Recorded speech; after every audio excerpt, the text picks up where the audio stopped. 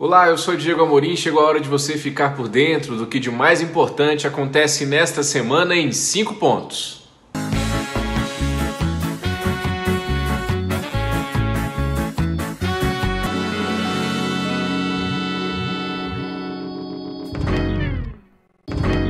Ainda deve repercutir nessa semana o resultado do segundo turno das eleições municipais 2020. Em São Paulo, Bruno Covas, do PSDB, foi reeleito. No Rio de Janeiro, Eduardo Paes, do Democratas, volta à prefeitura. Em Porto Alegre, Sebastião Melo, do MDB, derrotou Manuela Dávila, do PCdoB. Em Recife, no duelo entre primos, João Campos, do PSB, venceu Marília Reis, do PT. E em Fortaleza, Sarto, do PDT, bateu o capitão Wagner, do PROS. Apenas alguns exemplos dos resultados deste segundo turno realizado no domingo. Como um todo, o resultado final deste pleito confirmou o fortalecimento de partidos do centro. Para vocês terem uma ideia, MDB, PSDB e Democratas conseguiram metade das 26 capitais. Também houve um avanço do Centrão Raiz, com o PP de Ciro Nogueira conquistando um grande número de prefeituras e também, como já noticiamos no Antagonista,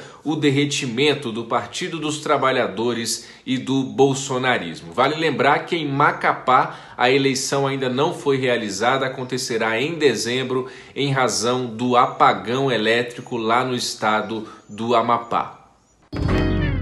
Passada a eleição, o Congresso Nacional entra agora na reta final do ano legislativo. Falta muito pouco tempo para acabar o ano e muita coisa a ser feita ainda no parlamento brasileiro. O deputado Aguinaldo Ribeiro, do PP, que é o relator da reforma tributária, pode apresentar ainda nesta semana o relatório da reforma tributária na comissão mista lá do Congresso Nacional. Há uma expectativa para a votação da reforma tributária ainda neste ano de 2020, mas não vai ser tarefa fácil. Além da reforma tributária, há uma outra pauta extensa ainda de votações que estão represadas no parlamento. Outro assunto que vai merecer atenção especial dos parlamentares nos próximos dias é o orçamento de 2021.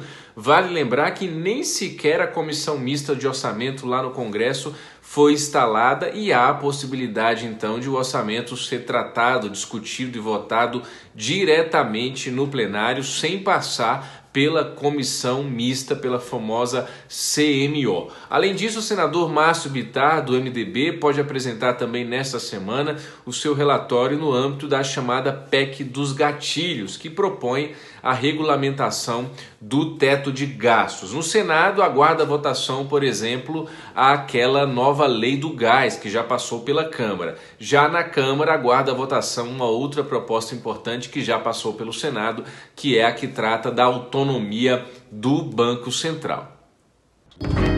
O Supremo Tribunal Federal dará início na próxima sexta-feira ao julgamento daquela ação do PTB de Roberto Jefferson que questiona a possibilidade de reeleição de Davi Alcolumbre no Senado e Rodrigo Maia na Câmara dos Deputados. A Constituição, como nós temos repetido exaustivamente no Antagonista, é claríssima ao vedar a recondução a cargos da mesa diretora na mesma legislatura, como seria o caso. O julgamento dessa ação, que está sendo relatada pelo ministro Gilmar Mendes, tende a ser concluído no próximo dia 11 de dezembro.